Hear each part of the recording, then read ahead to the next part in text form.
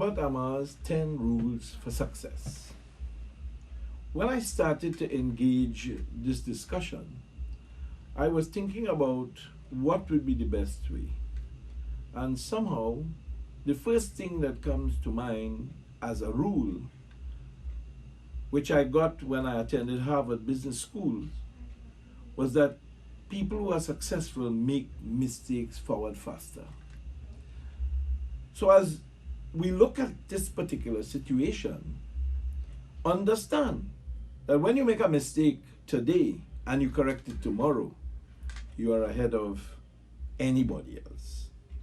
That's why I suggest that the number one rule of success is to make mistakes forward faster. Second rule of success, believe in yourself and love what you do. You can never be successful if you do not love what you're doing. But that has to come with belief. And it means that as a person who is thinking of any kind of business, whether it's a personal, private, or an investment, you have to have that conviction in you. Without that conviction, success will never occur. Rule number 3. Research in detail the type of business you want to enter. Many of the times, we just take it because we feel we know. And eventually, when we catch ourselves, we are too far gone. Capital invested, time invested, decisions made, but against what background? Against what background? You have to do the research if you are to be successful. It's a fundamental success factor. Too many of the times, we just jump on the bandwagon, look at somebody else, feel that they're doing it, and then we believe it's easy. It only becomes easy when you do the work. You've got to research. You've got to go back and understand what you're doing. Because without that comprehension and understanding, nothing that you do is going to be successful, especially if you are trying to follow in someone else's footstep. If you are a creator, then even self it becomes worse because you must do the research and find out who tried to get where you are, who tried to get where you want to be. And unless you do not do those critical assessments, you will end up in a problem because you will reach to a point and not understand what you have to do. So research in detail what you are aiming to do before you do it. A fundamental prerequisite for success is to set a time frame. Many a times we just take it for granted. The time is running. The clock has 24 hours. 1 hour has 60 minutes. 60 seconds make a minute. Everything is timed.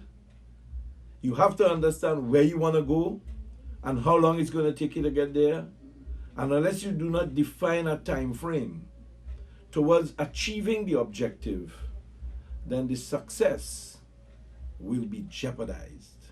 So set a proper time frame in anything that you do so that it will lead to the success that you hope for. In today's environment, getting your message out is also important. Many social media or many different platforms are available. You have to exploit those platforms. You have to take advantage of the free media or the free publicity with whatever product or invention or initiative you take. It is one of the success factors that are going to work in your best interest, but you have to understand what you're doing. Many a times we just enter again in doing what we feel, only to find out that we're not doing it the right way. Many people have done it before you. So go out there and understand what you're doing and get it done. Use the free marketing tools that are available. Use the free advertising. Use the free platforms that are available. Because at the beginning of your success, how quick you get to the next point will determine whether you will be a rich person or a poor person. Let's not beat around the bush. Your success depends on who you surround yourself by. When you surround yourself with people who have the capacity, capability, enthusiasm, and the attributes that mirror what you want, obviously, the options for failure does not exist. Many a times the failure comes when you surround yourself with incompetence, incapacity, incapability, and a lack of drive. So if one has to be successful, fundamentals of surrounding yourself with competence and people of like mind and skill, or skills that facilitate what you want to achieve, becomes significantly important towards a success story. Many times we do not pay attention to what has happened. So a diary of events, a log, some information where you record what has happened, when it happened, who it happened with, where it happened, what it cost. We take these things for granted. But unless those things are not recorded and documented properly, you will have a problem in understanding whether you are succeeding or achieving the things you want. So a proper inventory and log with the details as you progress in your project or in the things that you're hoping to succeed in will become vital to achieving the objectives that you would like. No success comes without risk, but risk also has to be mitigated. Understand what the upside, the downside is going to be. And that means to say appreciating your environment, appreciating the type of business environment you're getting involved in. And make note as to what to expect. You know, it's like traveling from one point to the next point. If you have to cross a bridge, you want to make sure that you understand what that bridge can carry. You don't want to reach there with a 20-ton truck on a bridge that could only carry 2 tons.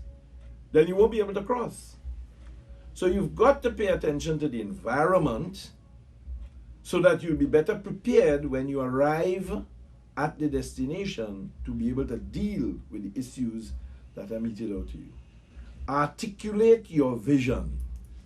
You have a team. Even if that is one person, make sure that that person understands what you see. Make sure that person agrees, buys in, and can replicate what you see. In many of the occasions where success doesn't occur, it's because the vision is not articulated, so the person cannot follow in your footsteps. It is important, if you want to succeed, that you have some roadmap. And that means to say, having the people around you understand clearly where you want to go, when you want to arrive there, what are the objectives, and how are you going to be able to use that end product, the success, for the betterment of human beings or mankind.